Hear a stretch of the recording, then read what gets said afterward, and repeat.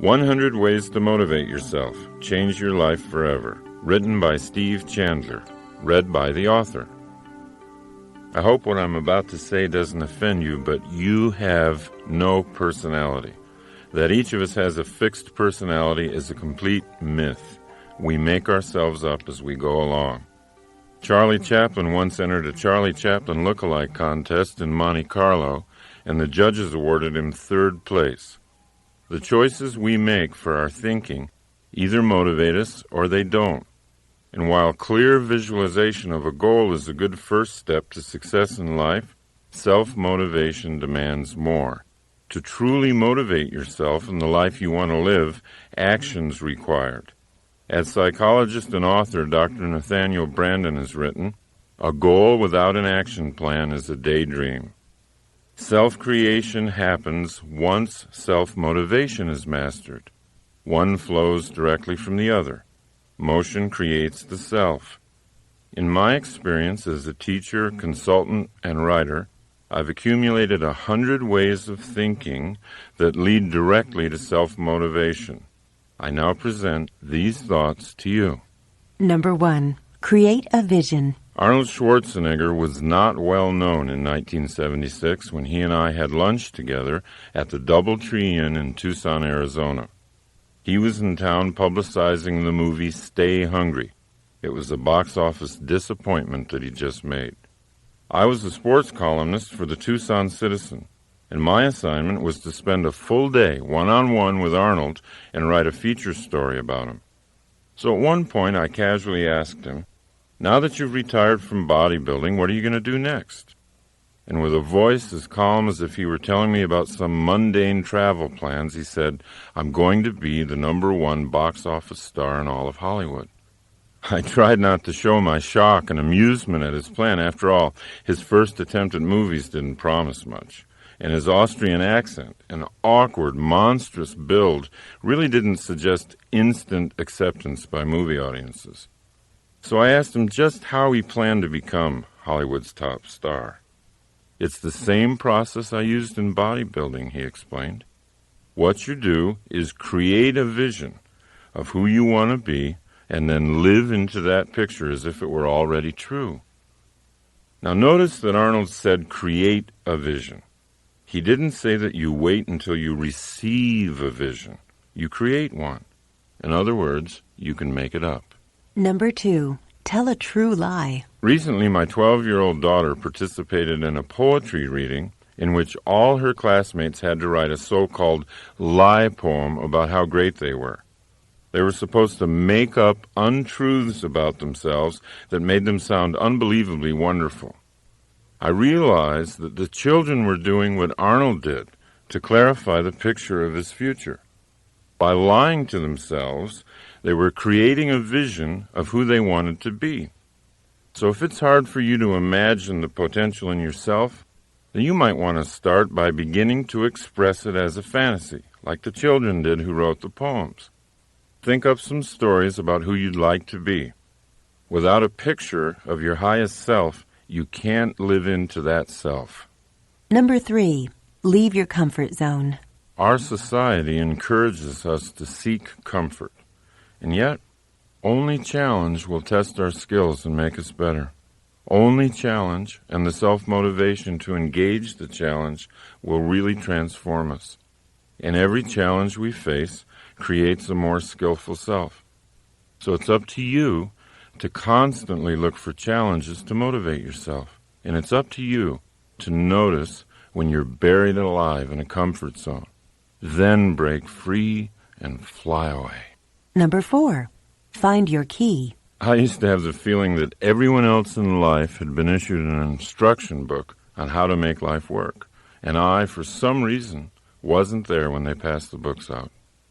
Still struggling in my mid-30s with a pessimistic outlook and no sense of purpose, I voiced my frustration once to a friend of mine, Dr. Michael Killebrew. He recommended a book to me.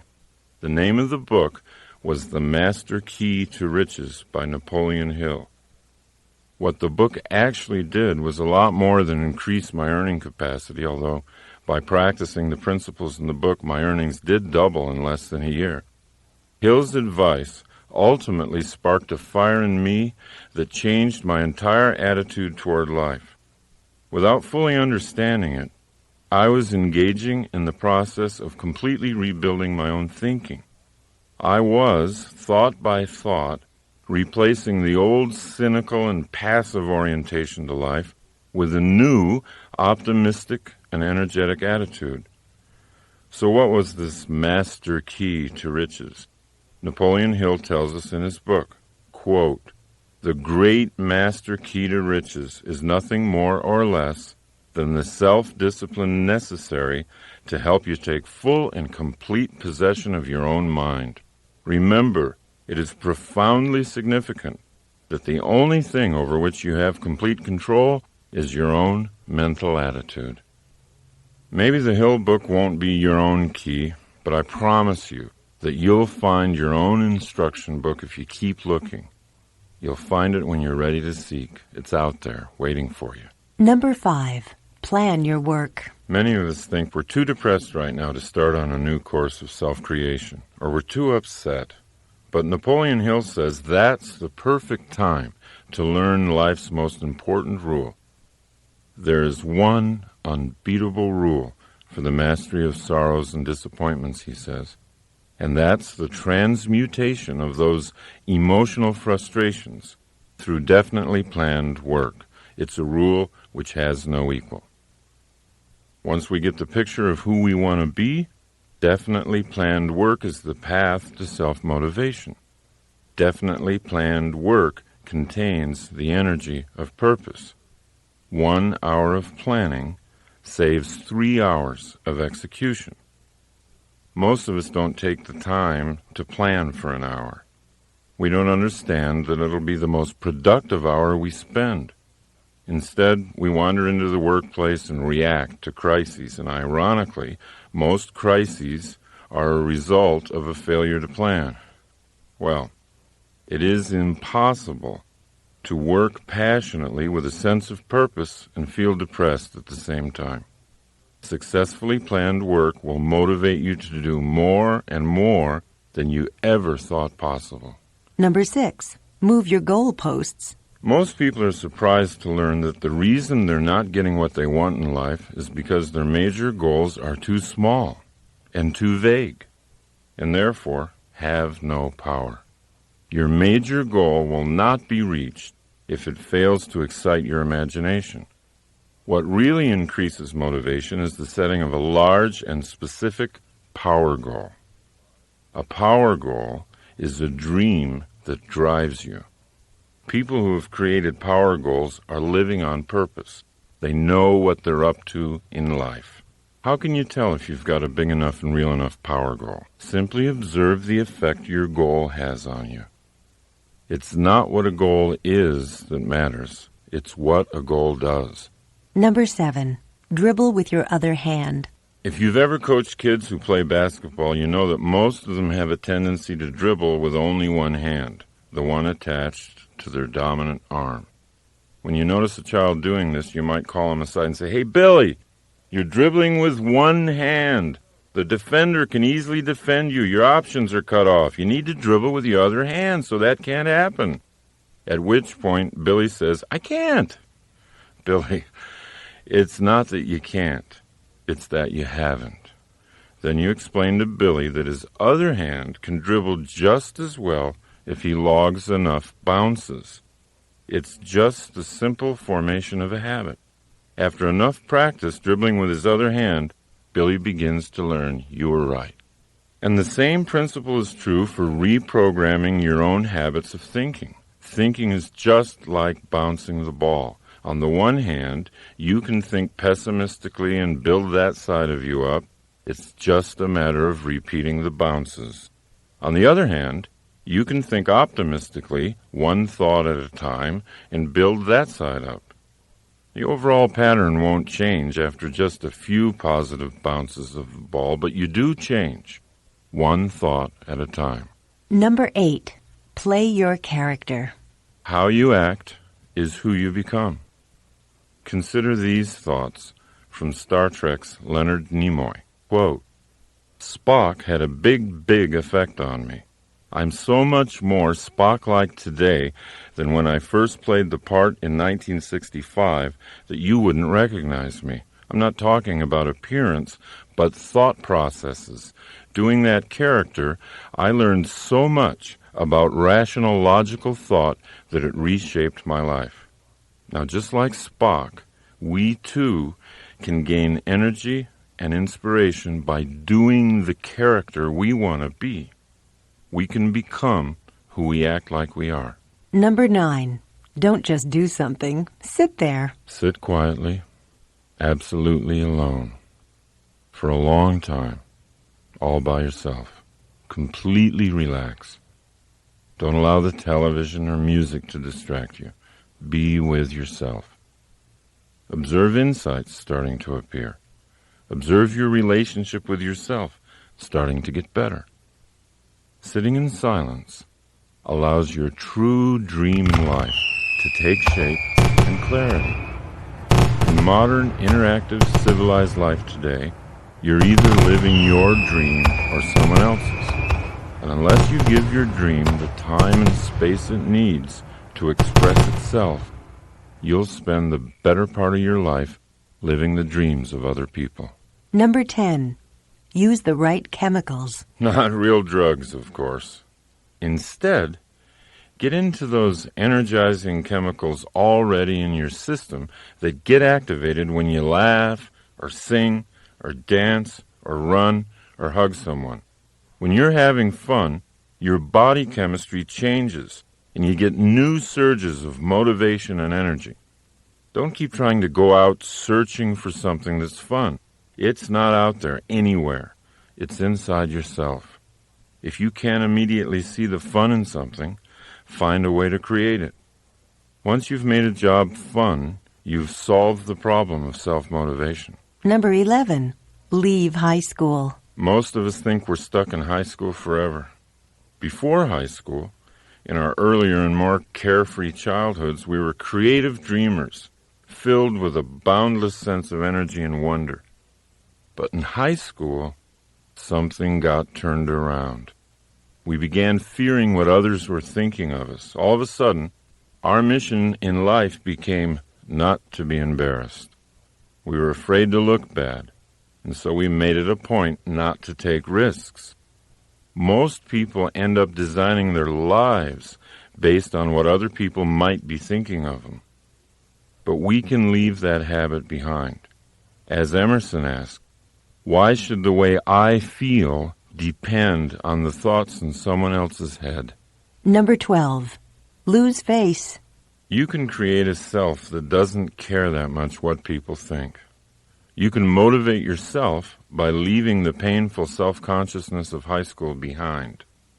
The actor René Auberjonois said, "Show me a guy who's afraid to look bad, and I'll show you a guy you can beat every time." Number 13. Sing without feeling. Become a performer. Act like you already feel like you want to feel. American philosopher William James put it very clearly. We do not sing because we are happy. We're happy because we sing.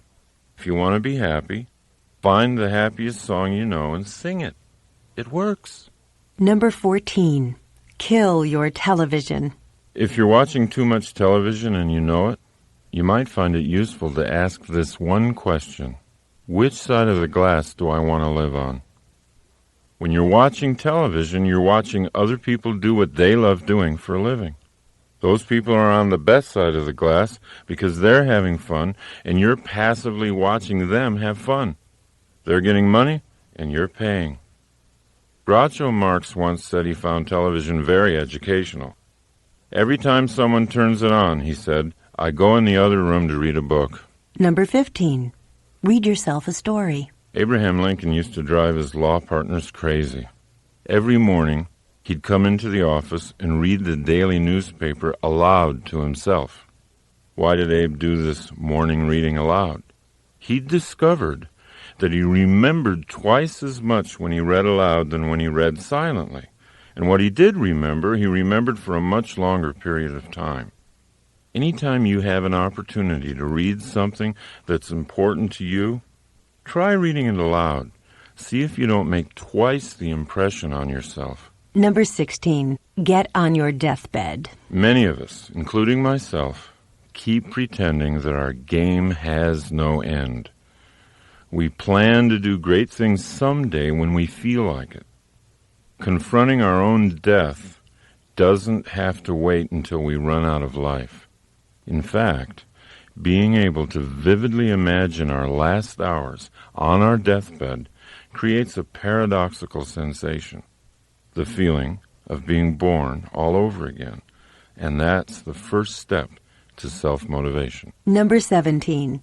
Be lazy to begin with. Henry Ford used to point out to his colleagues that there wasn't any job that couldn't be handled if they were willing to break it down into small pieces. And when you've broken a job down, remember to allow yourself some laziness in beginning. Because it isn't important how fast you're doing it. What's important is that you are doing it. The irony is, the slower you start something, the faster you'll be finished. When you first think about doing something hard and overwhelming, you're most aware of how you don't want to do it at all. In other words, the mental picture you have of the activity, doing it fast and furiously, is not a happy picture. So you think of ways to avoid doing the job altogether. Thinking about starting slowly is easy, and doing it slowly allows you to actually start doing it. Therefore, it gets finished. Number 18. Leave your friends. Politely walk away from so-called friends who don't support your goals. When you're in a conversation with a pessimist, possibilities seem to have a way of disappearing, and a narrow sense of cynicism settles in. President Calvin Coolidge once said, "Cynics do not create." Everyone knows that enthusiasm for life is contagious, and being in a conversation with an optimist opens us up to see more and more of life's possibilities. Number 19. Plan your game. Design your own life's game plan. Let the game respond to you rather than the other way around. Be like Bill Walsh, the former head coach of the San Francisco 49ers. Everybody thought he was a kind of eccentric because of how extensively he planned his plays in advance of each game. Most coaches would wait to see how the game unfolded, then respond with plays that seemed appropriate. Not Bill Walsh. Walsh would pace the sidelines with a big sheet of plays that his team was going to run no matter what. He wanted the game to respond to him. Walsh won a lot of Super Bowls with his so-called eccentric proactive approach. But all he did was to act on the crucial difference between creating and responding. Number 20. Find your inner Einstein. The next time you see a picture of Albert Einstein, realize that that's actually you. Every human has the capacity for genius. To experience Einstein's creative level of thinking, all you have to do is commit to using your imagination. You know, this is sometimes a difficult recommendation for grown-ups to follow. Grown-ups have become accustomed to using their imaginations for only one thing: worrying. Grown-ups visualize worst-case scenarios all day long. All their energy for visualization is channeled into colorful pictures of what could go wrong. Worry is a misuse of the imagination. What people don't comprehend is that the human imagination was designed for better things. People who use their imaginations to create often achieve things that worriers never dream of achieving, even if the worriers have much higher IQs.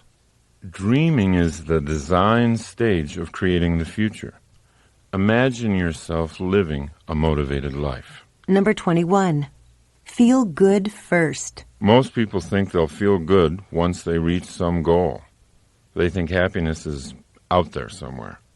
The problem with putting off feeling good about yourself until you hit a certain goal is that it might never happen.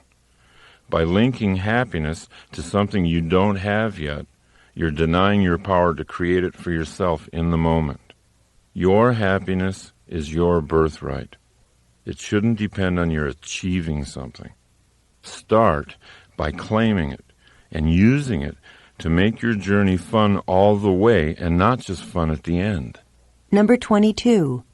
Run toward your fear. The world's best kept secret is that on the other side of your fear, there's something safe and beneficial waiting for you. If you work through even a small fear, you'll increase the confidence you have in your ability to create your life. General George Patton said, "Fear kills more people than death. Death kills us but once, and we usually don't even know it. But fear kills us over and over again, subtly at times and brutally at other times. The rush we get after running through the waterfall of fear is the most energizing feeling in the world. If you're ever in an undermotivated mood, find something you fear and do it, and watch what happens." Number 23. Just be unexpected. Most people don't see themselves as being creative, but we all are. And one of the reasons we don't see ourselves that way is that we normally associate being creative with being original. But creativity has nothing to do with originality, and it has everything to do with simply being unexpected.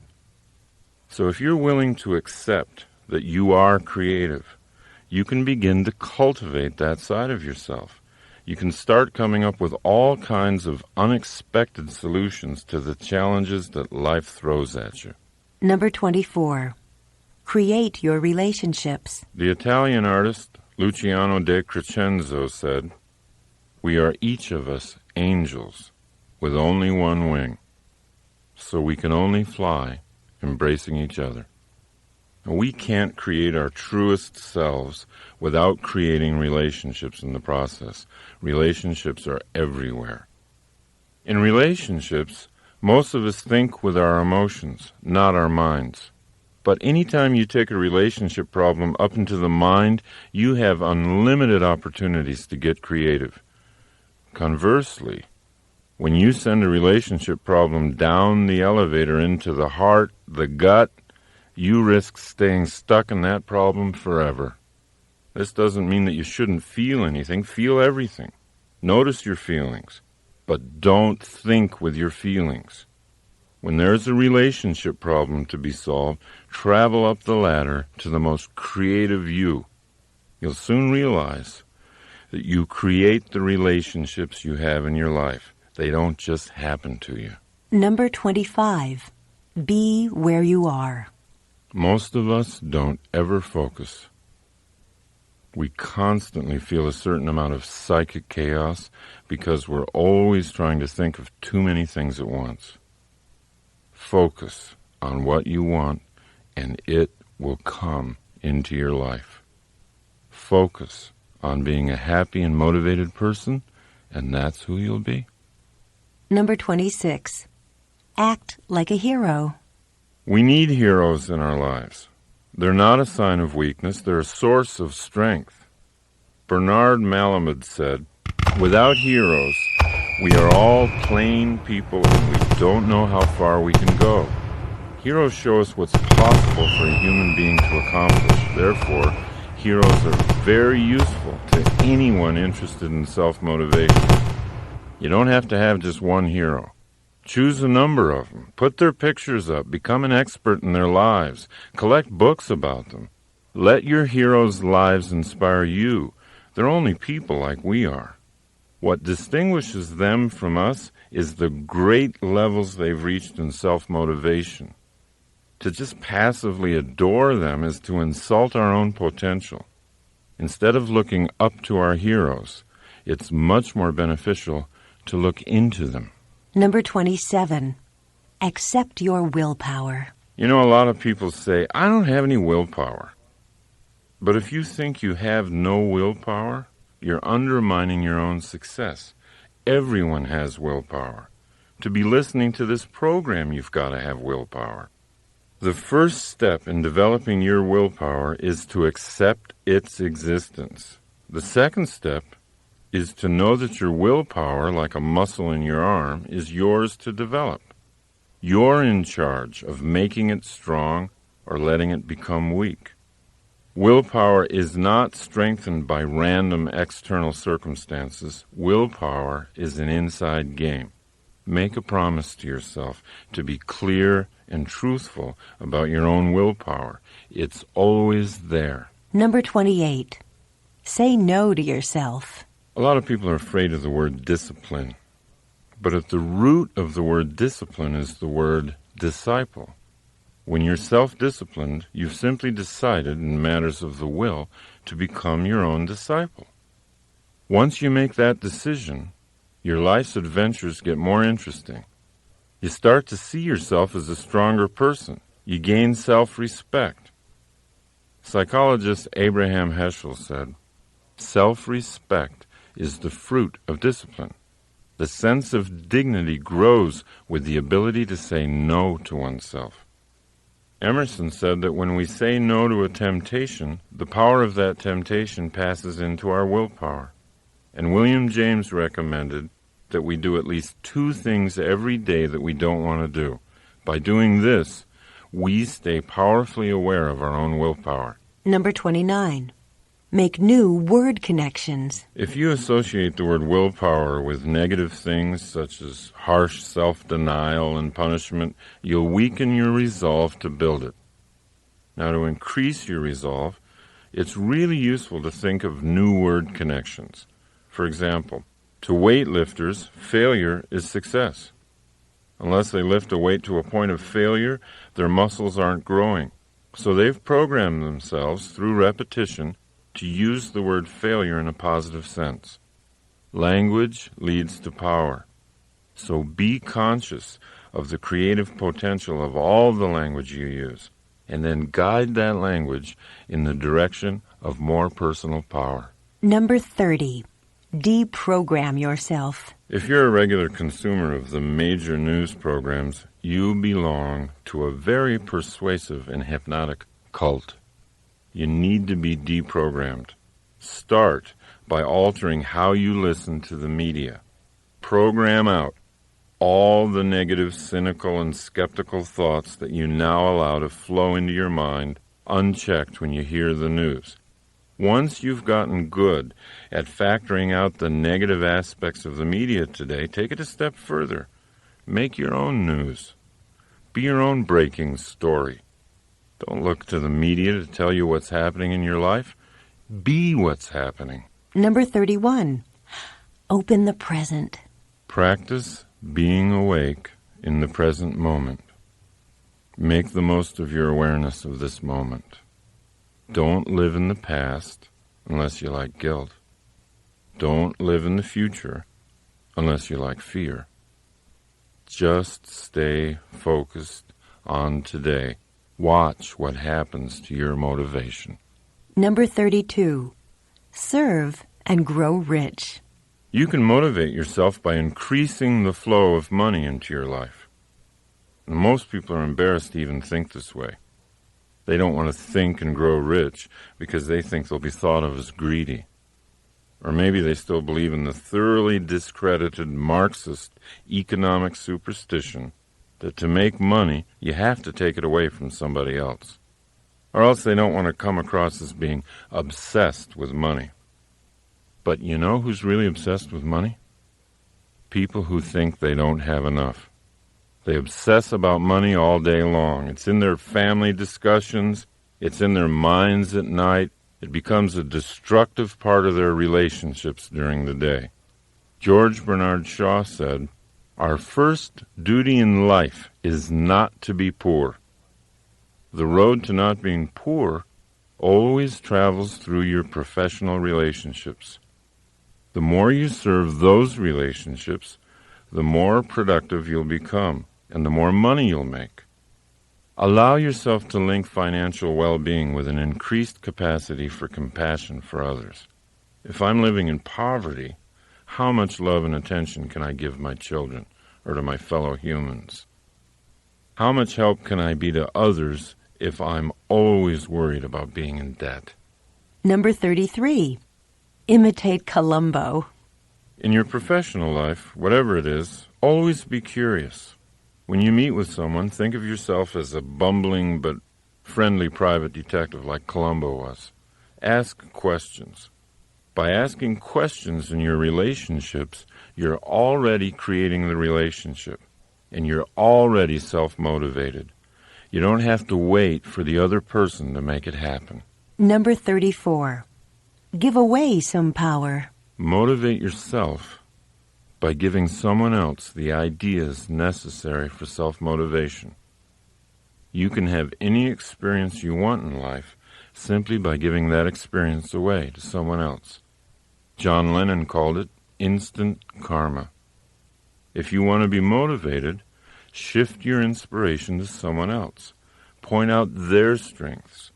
Offer encouragement and support. Watch what it does for you. Number 35. Talk to yourself. We've always been a little nervous culturally about talking to ourselves. We associate it with insanity. But Plato said that thinking was the soul talking to itself. There's no one better to talk to than yourself if you really want to get things worked out. No other person has as much information about your problems. No one knows your skills and capabilities better. Nathaniel Branden suggests that we get our creative thinking going each morning by asking ourselves 2 questions. 1, what's good in my life? And 2, what is there still to be done? Because thought always precedes action, talking to yourself is a proven way to get motivated. Number 36. Schedule your comebacks. Progress toward your goals is never going to be a straight line. It'll always be a wavy line. You'll go up and then come down a little. 2 steps forward and 1 step back. Now, most people get discouraged when they slide a step back after the 2 steps forward. They think they're failing. They think they've lost it. But they really haven't. They're simply in step with the natural rhythm of progress. Now, once you understand this rhythm, you can look ahead on your calendar and block out time to refresh, renew, recover. Schedule your comeback while you're on top. Build in big periods of time to get away, even to get away from what you love, because coming back is going to be that much more exciting when you've been renewed. Number 37. Live your true life. The psychologist David Viscott wrote, "When you say you fear death, you're really saying that you fear you've not lived your true life. This fear cloaks the world in silent suffering." How do you know what your true life is? How do you know how to live it? First, find out what makes you happy, and then start doing that. Now, if writing makes you happy and you're not writing for a living, you might want to start up a company newsletter. When I first realized that speaking and teaching made me happy, I started a free weekly workshop. I didn't just wait until something was offered to me. There's no goal better than this one, to know as you lie in your deathbed that you lived your true life. You did what it was that made you happy. Number 38. Get up on the right side of the bed. Since I was a child, I've always been intrigued with the idea that you could have a great day just by getting up on the right side of the bed. Today, my fascination is not so much with the right side of the bed as it is with the right side of the head, or, to be more precise, the right side of the brain. In the 1930s, brain surgeons discovered the different functions of the 2 halves of the brain while working on epileptics. In 1950, Roger W. Sperry made the greatest breakthroughs in discovering that dreams and energy and creative insight come from the right side of the brain, and linear, logical, short-term, and short-sighted thinking came from the left side of the brain. The best explanation for how whole brain thinking surpasses left brain thinking or right brain thinking is in a book written by British philosopher Colin Wilson called Frankenstein's Castle. Wilson reveals that we have more control over drawing vital energy and creative ideas from the right brain than we ever realized. And what stimulates the right brain the most is a high sense of purpose. If you had to carry a heavy sack of sand across town, your left brain might get upset and tell you, well, you're doing something boring and tedious. However, let's say your child were injured. Let's say your little girl were injured badly, and she weighed the same as the huge bag of sand. You'd carry her the same distance to a hospital with a surprising surge of vital energy. That energy would be sent from the right brain. And that's what purpose does to the brain. Self-motivation increases when the left brain gets good at telling the right brain what to do. Number 39. Use your magic machine. Most people wait for an external crisis. A threatened bankruptcy or an attack on the street or the burning down of their home or an unwanted divorce to finally kick in their whole brain thinking. But that leads to a life of reaction rather than creation. The 3 best ways to activate whole brain thinking are through goal setting, joyful work, and revitalizing play. So rather than wait for some external crisis to appear, you can create an internal challenge of your own. Goals and games. Goals and games motivate you more than anything else in the world. Number 40. Get your stars out. Terry Hill, the New York writer, has been a friend of mine since the 6th grade, and he gives lectures and seminars on creativity. His advice to his audiences on the subject of creativity is from J.D. Salinger, and that is, make sure you get your stars out. And this is another way of saying, let the universe that is in you shine freely. Don't try too hard to force things. Just get your stars out and let them shine. Number 41. Be a finisher. Do you want to know where fatigue really comes from? It doesn't come from working too hard. All the research shows that fatigue comes from not finishing your work. William James once wrote, "Nothing is so fatiguing as the hanging on of an uncompleted task." I was giving a self-motivation seminar recently. During one of the breaks, a man came up to me and he said, "Hey, you know what? My problem is I never seem to finish anything. I'm always off onto something before anything's completed." He then asked whether I could give him some affirmations that might alter this. So I said, "Do you think affirmations are what you need? I mean, if you had to learn to use a computer, could you do it by sitting on your couch and repeating the affirmation, 'I know how to use a computer. I'm great at using computers. I'm a wizard on a computer'?" He admitted that affirmations would probably have no effect on his ability to use a computer. So the best way to change your belief system is to change the truth about you, I told him. To believe that you're a good finisher, you've got to build a personal record of finishing tasks. He followed my suggestions, and he followed them with great enthusiasm.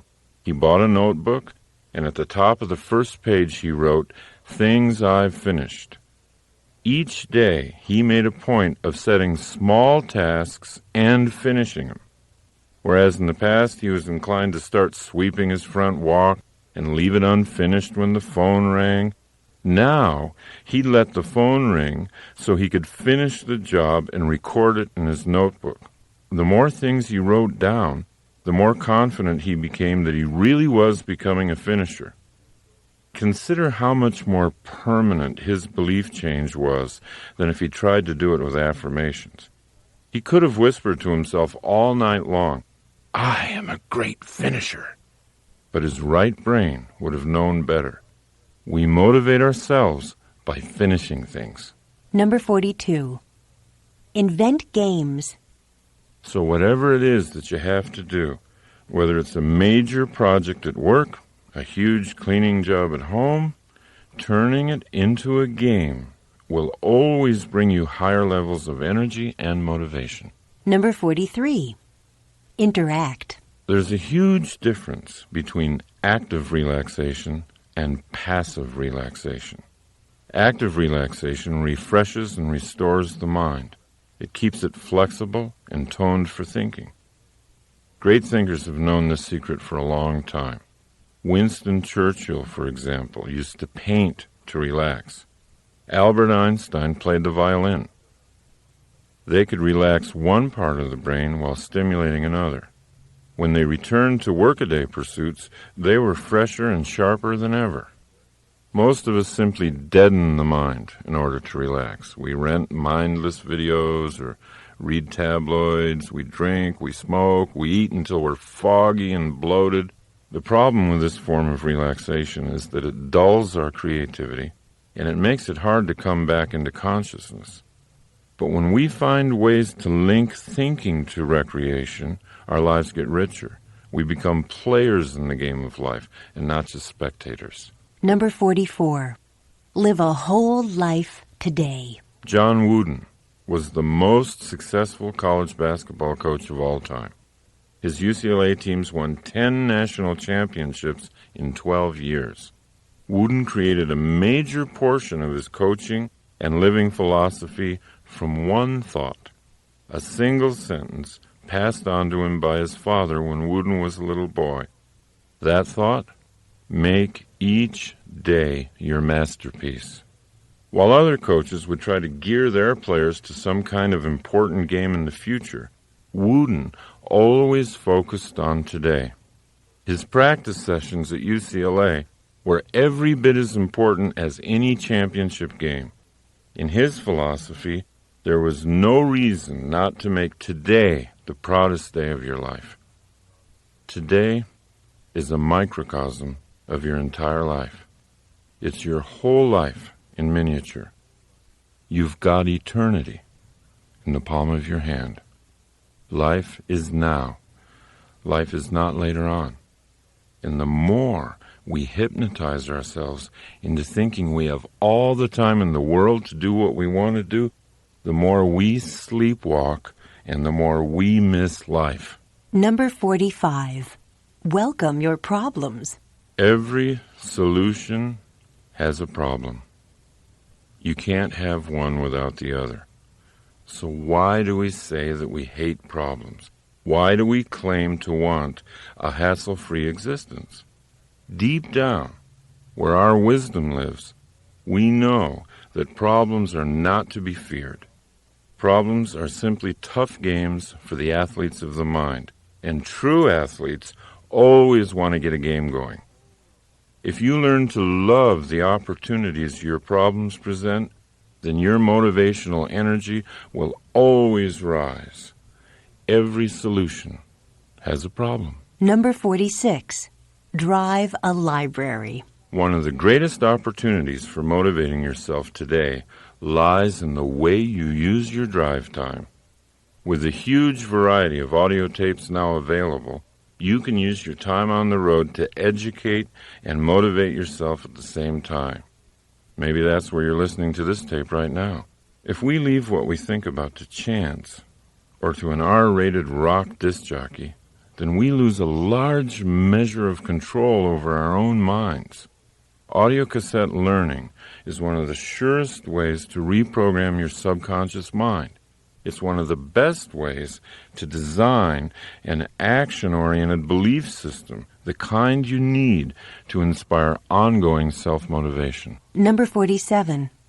Rewind your thoughts. Perhaps you've noted some idea in this program or some recent book you've read that you want to hold on to.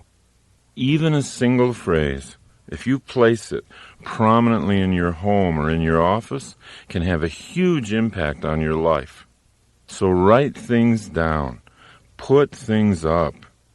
Write down what motivates you and put it up where you can see it. Number 48. Make yourself up. One of the ways to get started creating goals and action plans is just make them up like you did as a kid. Think of creating in simpler terms than that. Think of it as something that all humans do very easily. The French physician Émile Coué said, "Always think of what you have to do as easy, and it will be." Number 49. Get small. Most people participating in the free enterprise system have become thoroughly convinced of the power of setting large and specific long-range goals for themselves. Career goals, yearly goals, and monthly performance goals are always on the mind of a person with ambition. But many people overlook altogether the power of small goals. Goals set during the day that give energy to the day and a sense of achieving a lot of small wins along the way. By increasing your conscious use of small objectives, you'll see the larger objectives coming into reality much faster than you thought they would.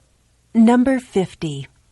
Get out of the box. All of us tend to look at our challenges from inside a box. We take what we've done in the past and put it in front of our eyes and then try to envision what we call the future. But you see, that restricts our future. With that kind of restricted view, the best the future could possibly be is a new and better past. Great motivational energy occurs when we get out of that box and realize that the possibilities for creative ideas are infinite.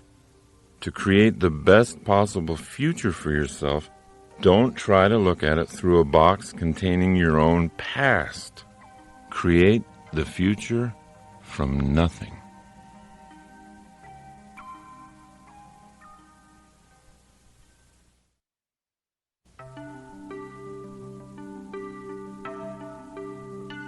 Number 51. Advertise to yourself. Sports psychologist Rod Gilbert says, quote, "Losers visualize the penalties of failure and winners visualize the rewards of success. Without advertising our goals to ourselves, we can lose sight of them altogether. Now, I'll often start the day by drawing 4 circles on a blank piece of paper. The circles represent my day, my month, my year, and my life. Inside each circle, I write down what I want. It can be a dollar figure, it can be anything. And the goals can change from day to day. It doesn't matter. There's no way to get this process wrong. But by writing the goals down, I'm like an airline pilot looking at my map before takeoff. I'm orienting my mind to what I'm up to in life. I'm reminding myself of what I really want. Now, when you get on a plane, would you poke your head into the cabin and say to the pilot, just take me anywhere? That's how we live our lives. That's how we live our lives when we don't make a map. Number 52. Don't stop thinking. Motivation comes from thought. Everything we do begins with a thought. And when we quit thinking, we lose the motivation to act. We eventually slip into pessimism, and the pessimism leads to even less thinking, and so it goes. A downward spiral of negativity and passivity, feeding on each other. Pessimists think so negatively about doing the whole thing perfectly that they end up doing nothing and becoming passive. Whereas the optimist always does a little something, always takes an action, always feels like progress is being made. Pessimists continually use their imaginations to visualize worst-case scenarios, and then, concluding that those scenarios are so hopeless that there's no cause for action. Therefore, pessimism always leads to passivity. Optimists agree with Colin Wilson's point of view. He said, imagination should be used not to escape from reality, but to create it. Begin the habit in yourself of saying no to negativity. When negative thoughts start their argument in your mind, which they always do, even for optimists, don't stop thinking. Real creative thinking is going to lead to optimism, and optimism is always self-motivating. Number 53. Debate your dark side. Negative thinking is something we all do. The difference between the person who's primarily optimistic and the person who's primarily pessimistic is that the optimist learns to become a good debater. Once you become thoroughly aware of the effectiveness of optimism in your life, you can learn to debate your pessimistic thoughts. If you catch yourself brooding, worrying, thinking pessimistically about an issue, build a case for the optimistic view. Pretend you're an attorney whose job it is to prove the pessimist in you is wrong. If you really want to open up your life, go optimistic. Number 54. Make use of trouble. I think all of us have heard so many stories, so many incidents where bad events, looking back, in retrospect, were strokes of great fortune. A person who breaks her leg skiing, meets a doctor in the hospital, falls in love, marries him, has a happy life.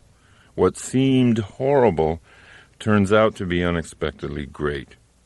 We begin to see the truth in what Richard Bach says. Every problem carries a gift inside it. Now, by choosing to make use of seemingly bad events, by asking yourself, how can I use this? What might be good about this? You can get to the gift inside your problem a lot more quickly. Number 55. Learn to brainstorm by yourself. So, try this. Put a goal on the top of a page, and then put numbers 1 through 20 on that page and begin your brainstorming session. List 20 ideas. They don't have to be well thought out. They don't have to be reasonable. Give yourself permission to flow.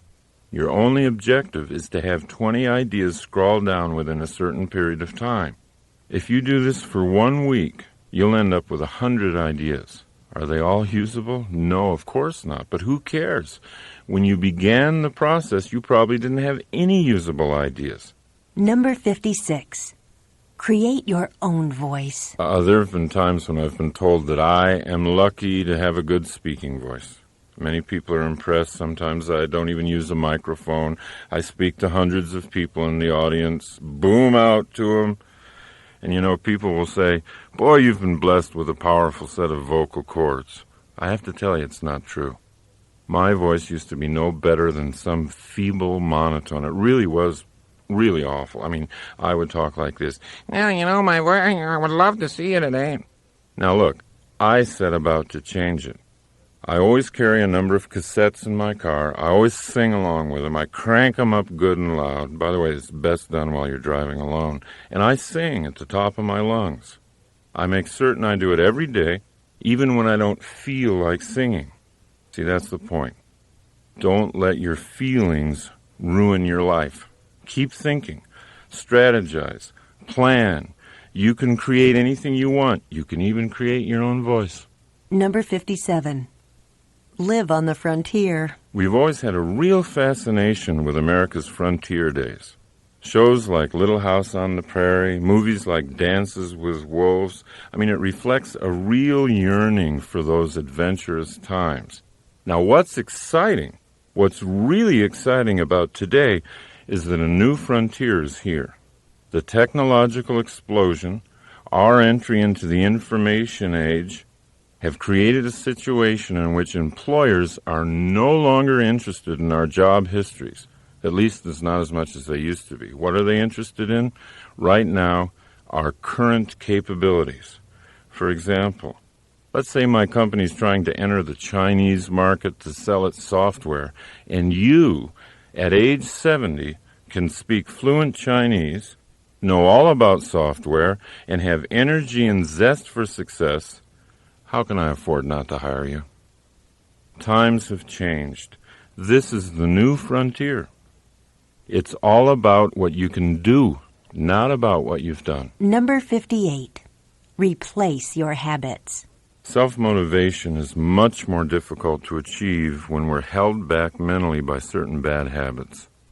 But here's the catch.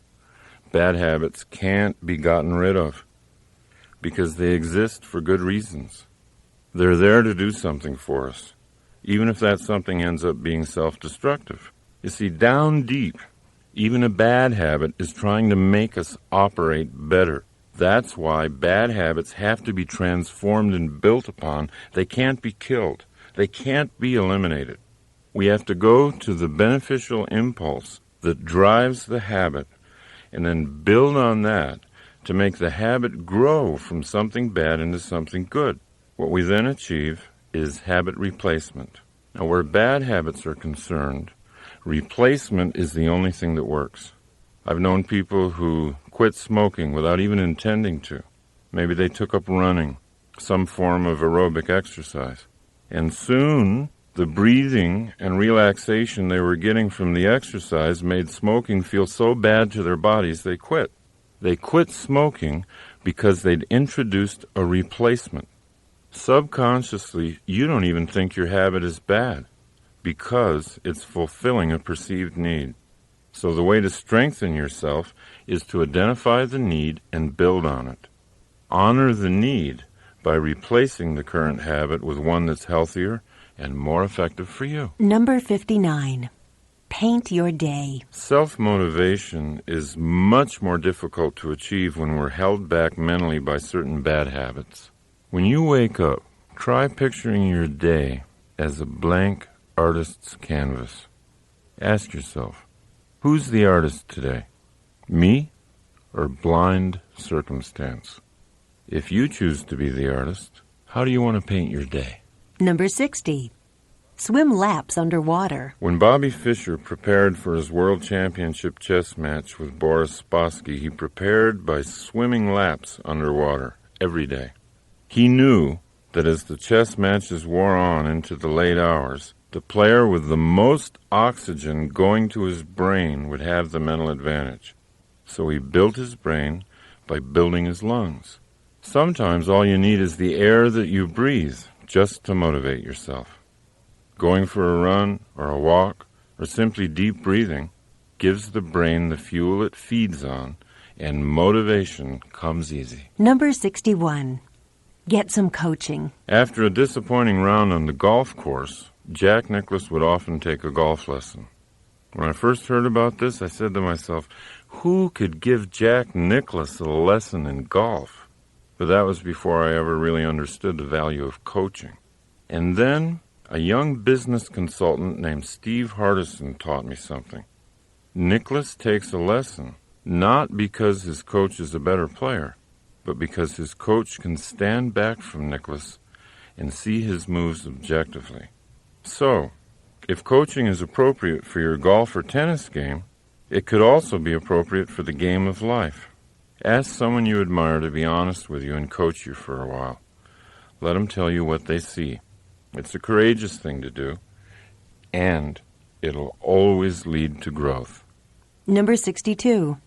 Leave home. Once when Steve Hardison and I were discussing a few of my old habits that were holding me back from realizing my business goals, I finally said to him, but why? Why do I do those things? I mean, if I know they hold me back, why do I continue to do them? And he said, you do them because they feel like home.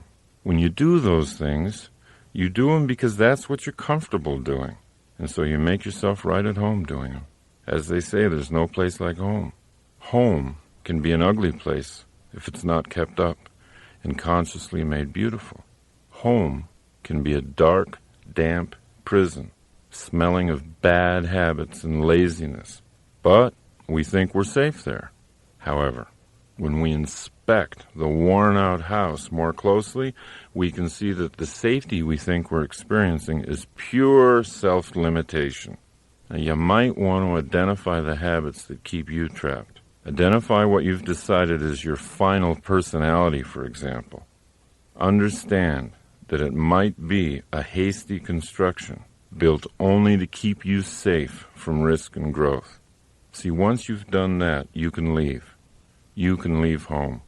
You can get the blueprints out, and you can create a home you really want. Number 63. Perform rituals.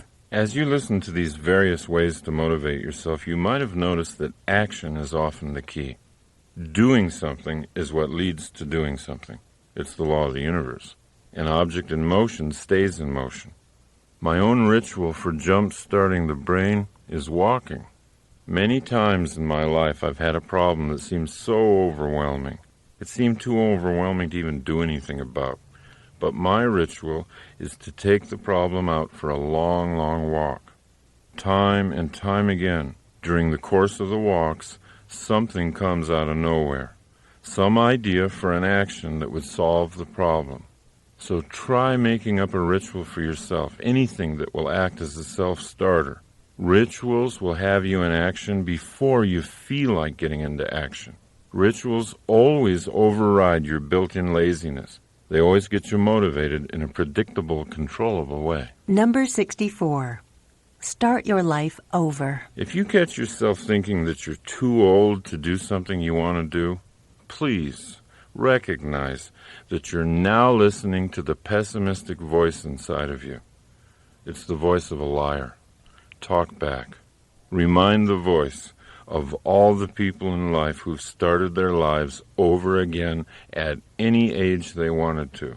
John Houseman, the Emmy Award-winning actor in The Paper Chase, he started acting professionally when he was 73 years old. Don't listen to the voice inside. You can start your life over right now. Number 65. Keep all your promises. One way I used to motivate myself was to make some unreasonable promise. To go to someone I cared about, either personally or professionally, and promise something really big. Something that'll take all the effort and creativity I had to make it happen. But, there were times when those huge promises I made weren't kept. And I realized over the years it's not really an intelligent way to self-motivate. Today I'll make commitments to other people, but they're commitments that I know I can keep. But to motivate myself, I've replaced promising others with setting goals inside myself. The power of goals is that they can be outrageous, they can be huge, and they can free up really wild possibility thinking. Without setting large goals internally, what I tend to do is just live a life of things that I think I have to do. Number 66. Give some luck away. Basketball coach John Wooden used to say, "You cannot live a perfect day without doing something for someone who will never be able to repay you." I agree with that. And there's a way to make sure you can't be repaid. That's doing something for someone who won't even know who did it. Now this gets into a theory I've had all my life, and that is you can create luck. You can create luck in your life by giving it away. See if you can't begin creating your own luck. Number 67.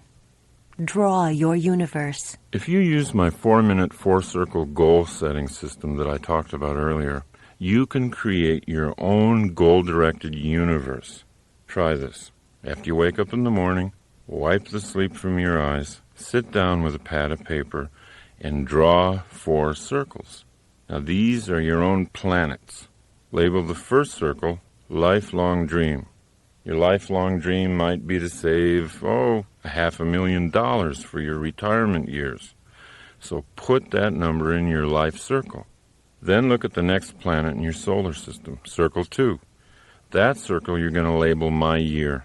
What do you need to save in the next 12 months in order to be on course to hit your life savings goal?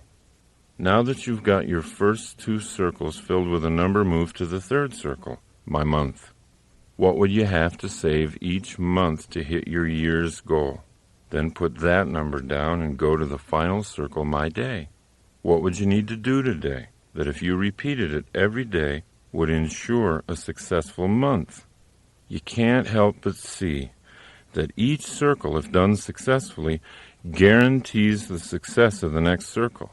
If you hit your daily goal every day, your monthly goal is automatically hit. In fact, you don't even have to worry about it. And if your monthly goal is reached, the yearly goal has to happen. It's mathematical. And if your yearly goals are hit, the lifelong goal cannot not be reached. Then you can see, proven for you, that your life and your day are the same thing. You can create your own universe any way you like. The system itself is not the motivator. Your understanding of your responsibility to be a creative planner, that's what the motivator is. Number 68. Get up a game. If you're really interested in motivation, there's nothing more fun than competition. Competition has a bad name these days. It shouldn't. It teaches you the valuable lesson that no matter how good you are, there's always somebody better than you. That's a lesson in humility everybody needs. And it teaches you that by trying to beat somebody else, you reach for more inside of you. Trying to beat somebody else puts the game back into life, and if it's done optimistically, it gives energy to both competitors. It teaches sportsmanship, and it gives you a benchmark for measuring your own growth. So in your life, let the games begin. Have fun winning and losing.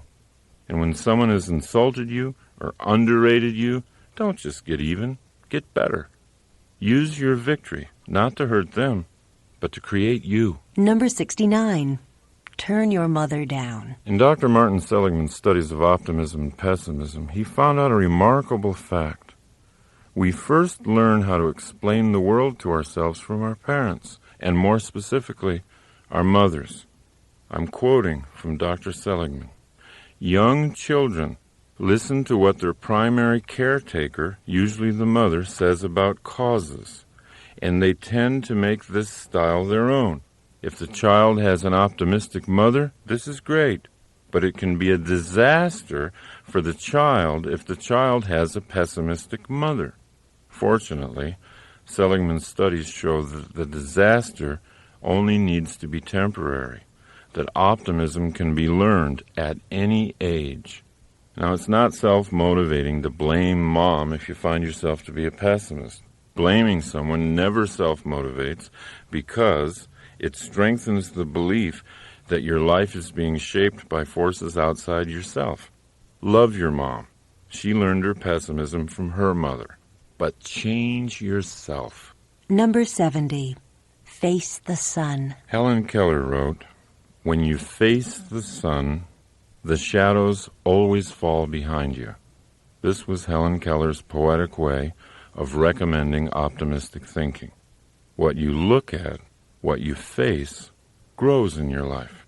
What you ignore falls behind you. But if you turn and look only at the shadows, they become your life. Number 71. Look inside. Most of us wait to find out who we are from impressions and opinions we get from other people. "Oh, do you really think I'm good at that?" we ask. Somebody compliments us. If we're persuaded that they're being honest and have made a good case, we might alter our self-image upward. That's great getting feedback from others, especially positive feedback. But your journey should be internal. Travel deeper and deeper inside to find out your own potential. Your potential is your true identity. It only waits for self-motivation to come alive. Number 72. Go to war. Anthony Burgess was 40 when he learned he had a brain tumor that would kill him within a year. He was completely broke, and he didn't have anything to leave behind for his wife Lynn, who was soon to be a widow. Burgess had never been a professional novelist in the past, but he always knew it was inside him to be a writer. So, for the sole purpose of leaving behind royalties for his wife, he put a piece of paper into the typewriter and he began writing. He had no certainty that he'd ever even be published, but he couldn't think of anything else to do. Burgess wrote energetically. He finished 5.5 novels before that year was through, but he didn't die. His cancer had gone into remission, and then it disappeared altogether. In his long and full life, Anthony Burgess wrote more than 70 books. Without the death sentence from cancer, he might not have written anything. You know, it's funny, but research shows that during times of war, suicide rates go down. We don't have to wait for something tragic. We don't have to wait for a war to attack us from without. We can get the same vitality by challenging ourselves from within. Joan of Arc said, "All battles are first won or lost in the mind." A useful exercise for self-motivation might be this. Ask yourself, what would you do if you had Anthony Burgess's original predicament? If I had just a year to live, how would I live differently? What exactly would I do? That question can inspire surprising thoughts. It can reveal skills inside you that you're not using today. Number 73. Make small change. When I first began working on self-motivation a long time ago, I'd go through all kinds of emotional mood swings. I'd get really high on the idea of who I could be. I'd set out to change myself overnight. and then my old habits would pull me right back to who I used to be. Then I'd become demoralized. Later in my life, I finally caught on to the idea that great things are often created slowly. Great paintings, great buildings. So why couldn't great people be created slowly? So if you're willing to see yourself as a masterpiece in progress, then you'll love small changes. You'll be excited by a tiny thing you did differently today. If you want a stronger body and you took the stairs instead of the elevator, celebrate. You're moving in the direction of self-creation. Number 74. Do something badly. Sometimes we don't do things because we're not sure we can do them well. We feel we're not in the mood or at the right energy level to do the task we have to, so we put it off or wait for inspiration to arrive. We're so afraid to do things until we're sure we'll do them well, we don't do anything. This is the source of all writer's block, by the way. This tendency led G.K. Chesterton to say, if a thing is worth doing, it's worth doing badly. If you're not motivated to do something you know you need to do, just decide to do it badly. Add a little self-deprecating humor. Be comically bad at what you're doing, and then enjoy what happens to you once you're in the process. Number 75. Be a visioneer. A few years ago, I began working with motivational speaker and author Dr. Dennis Deaton, and he allowed me to learn and even teach his principles of visioneering, which he defines as engineering dreams into reality by the use of active mental imaging. The principle is this: you can't do anything that you can't picture yourself doing. Visioneering is just another word for picturing yourself. Once you make the picturing process conscious and deliberate, you begin to create the self you want to be. Number 76. Shine your light. Chesterton used to say that taking things lightly was the most spiritually advanced thing you could do to improve your effectiveness in life. After all, said Chesterton, it's because God's angels take themselves so lightly that they're able to fly. And if his angels take themselves that lightly, imagine how much more lightly he takes himself. Your own motivational level will always be lifted with humor. Anytime you're stuck, ask yourself to take things lightly. Ask yourself to come up with some funny solutions. Laughter will destroy all limits to your thinking. When you're laughing, you're open to anything. Number 77.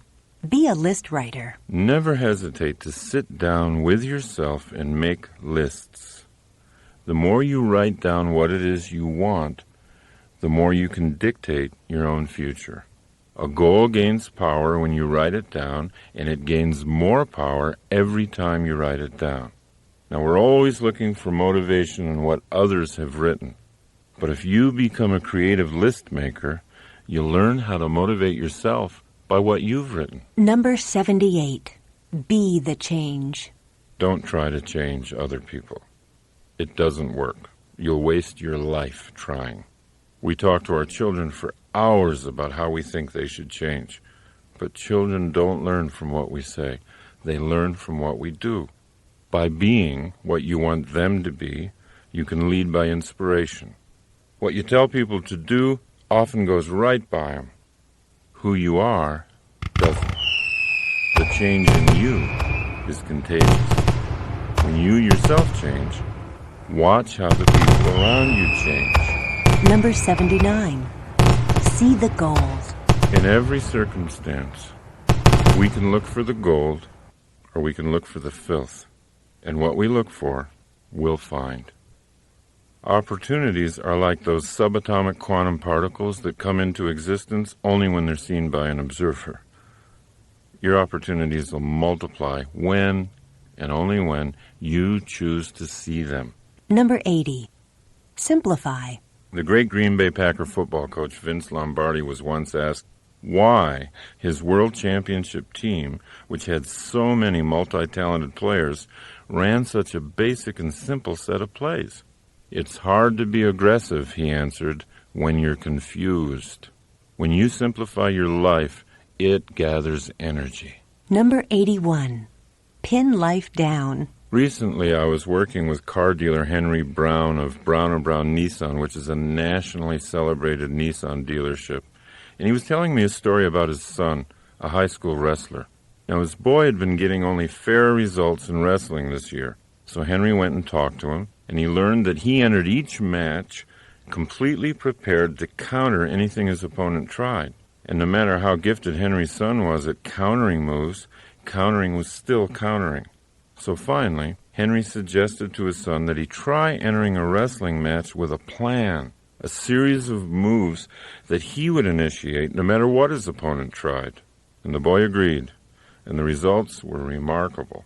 He began winning match after match, pinning opponent after opponent. The young wrestler's goal had always been to win. He didn't have a problem setting big goals.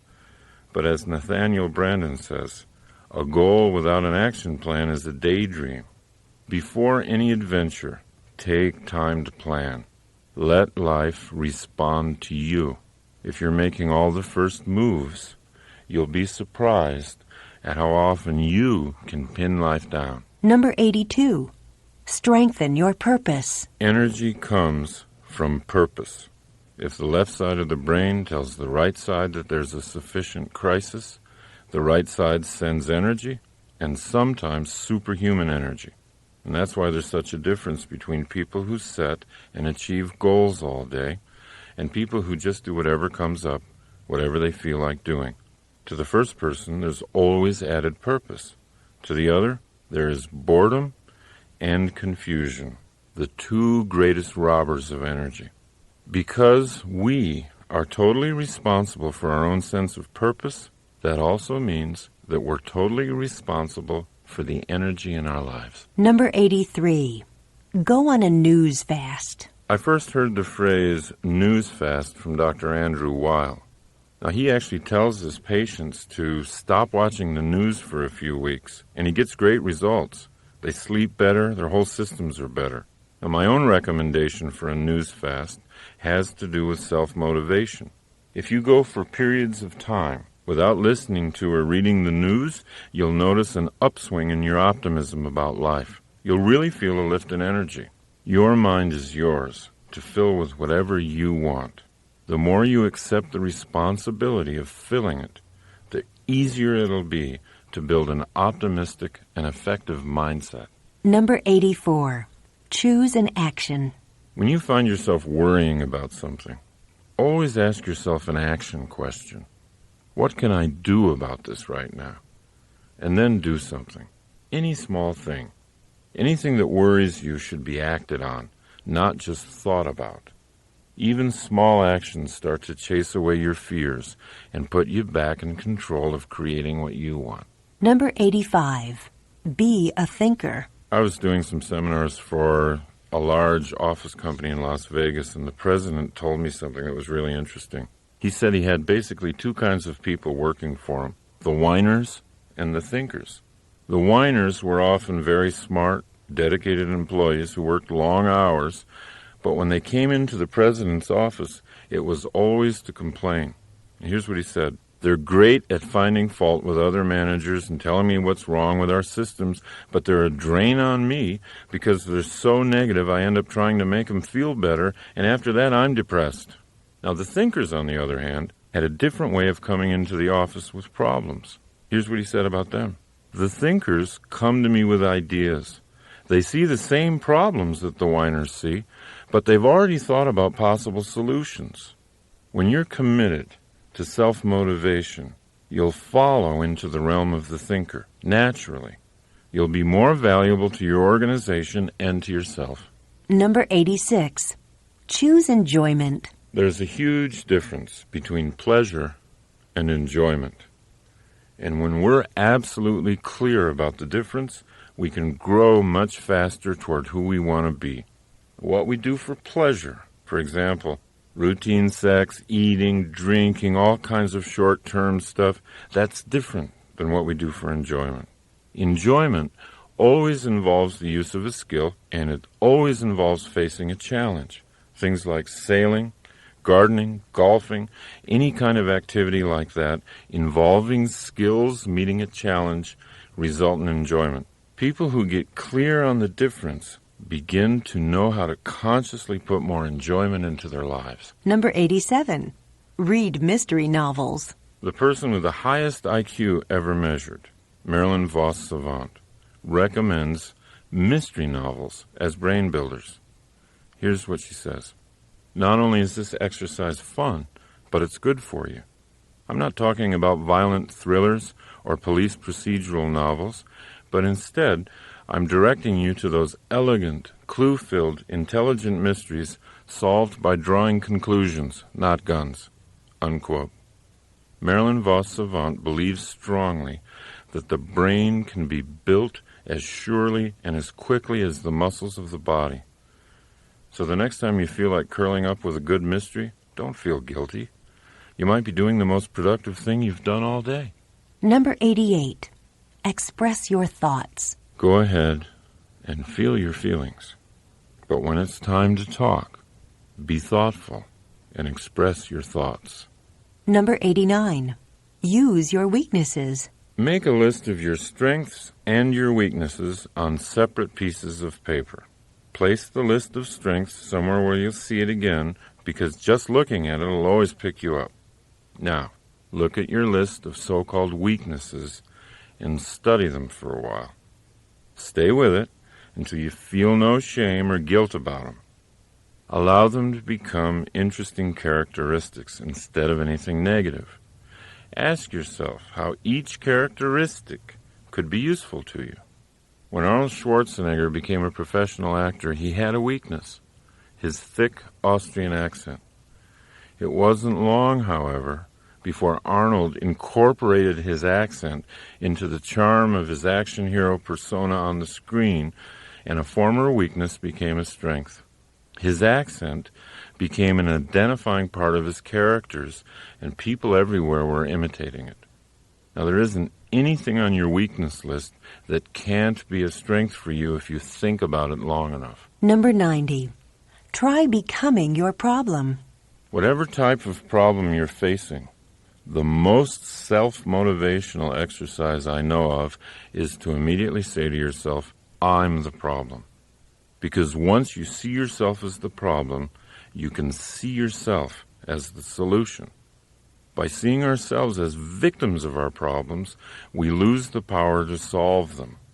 To activate the power inside ourselves, we need to take only 2 essential steps. 1, own the problem, and 2, create the solution. Number 91. Inflate your goal. There is another self-motivator that must be used as an intellectual tool only. Take a certain goal of yours and double it, or triple it, or multiply it by 10, and then ask yourself, quite seriously, what would you have to do to achieve that new goal? Now, I've often used this method for self-motivation with myself. If I have a goal of signing, say, 2 seminar contracts in the next 3 weeks, I'll often get out a pad of paper and ask, how would I get 10 contracts signed in 3 weeks? It always puts me at a different level of thinking. And because I'm solving the problem of 10, I always get at least 2. Remember, it's just a self-contained game, not a promise to anybody else. But it is a game that's fun to play. Why? Because it works. Number 92. Come to your own rescue. There are 2 ideas that are contained in the work of psychotherapists Nathaniel and Devers Brandon that have helped me incredibly. Here's the first one. You can't leave a place you've never been. And here's the other one. No one is coming. I used to believe I could run from all my frightening thoughts and beliefs about myself. But all that ever did was create deeper internal fears and conflicts. What I really needed was to get all my fears into the sunshine and demystify them. Once I systematically began to do that, I was able to dismantle the fears like a bomb squad does to a bomb. Acceptance and full consciousness of those fears was the place I'd never been. Once I was in that place, I could leave. Now, the notion that no one's coming was more terrifying. That idea sounded too much like abandonment. Many of us, even as grown-ups, devise very elaborate and subtle variations of the theme, I want my mommy. The Brandons showed me that I could be much happier, much more effective, if I valued independence and self-responsibility above dependency on someone else. So when you accept the idea that no one's coming, it's actually a very powerful moment, because it means that you're enough. You can handle your problems yourself. You can grow. You can get strong. You can generate your own happiness. And paradoxically, from that position of independence, truly great relationships can be built, because they're not based on dependency. They're not based on fear. They're based on mutual independence and love. See how much better you are at self-motivation once you've begun to celebrate the news that you're enough. Number 93. Push your own buttons. Motivation never has to be accidental. Any form of motivation. A lot of people like to motivate themselves musically, for example. But you don't have to wait for hours until a certain song comes on the radio that picks up your spirits. You can control what songs you hear. If there's certain songs that always lift you up, create a greatest motivational hits tape for yourself. You've got much more control over your environment than you've ever realized. Learn how to push your own buttons. Number 94. Strengthen your rehearsal. The harder you are on yourself, the easier life is on you. There isn't anything life can challenge you with that you can't challenge yourself with in advance. You can set yourself up to succeed. If you have to make a presentation in front of someone who scares you, you can always rehearse it first in front of someone who scares you more. If you've got something hard to do and you're hesitant to do it, pick out something even harder and do that first. Watch what it does to your self-motivation going into the real challenge. Number 95. Improve your vision. Robert Fritz said, "It's not what a vision is, it's what a vision does." So what does your vision do? Does it give you energy? Does it make you smile?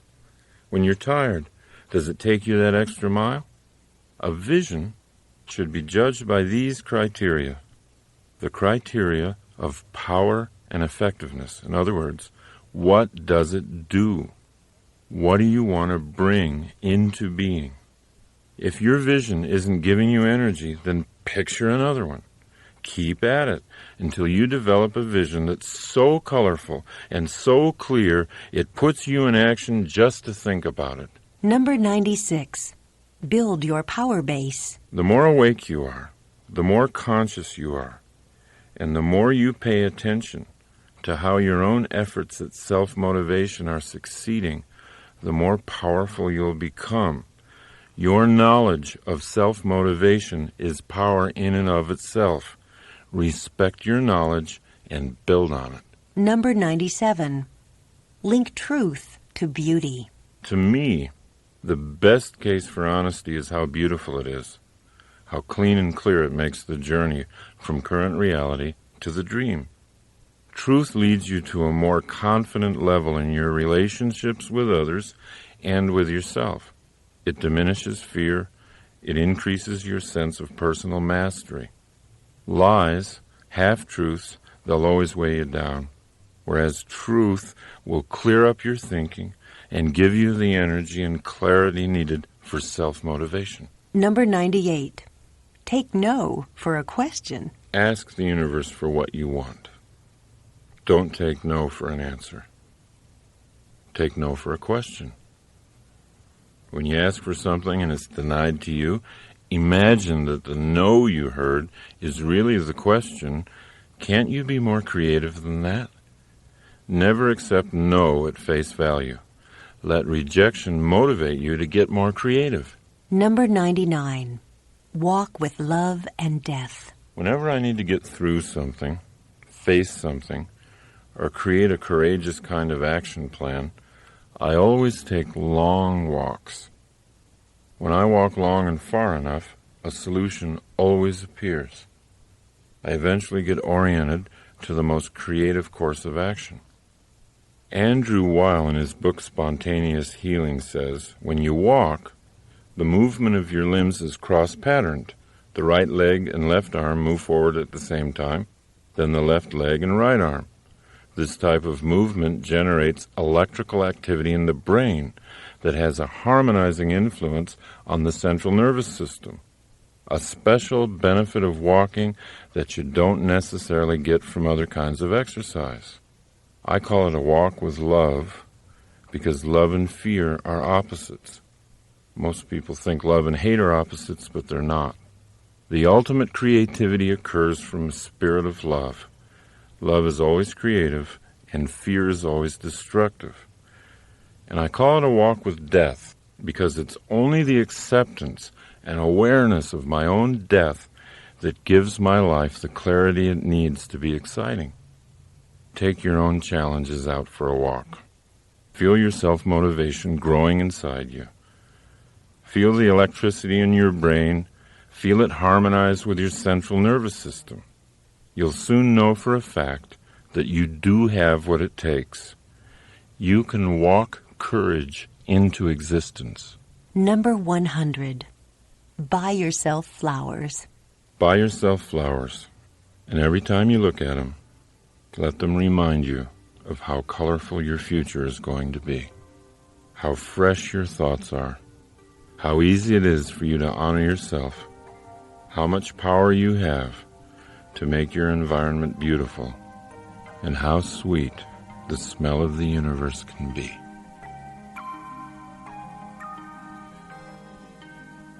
This has been a Highbridge audio presentation.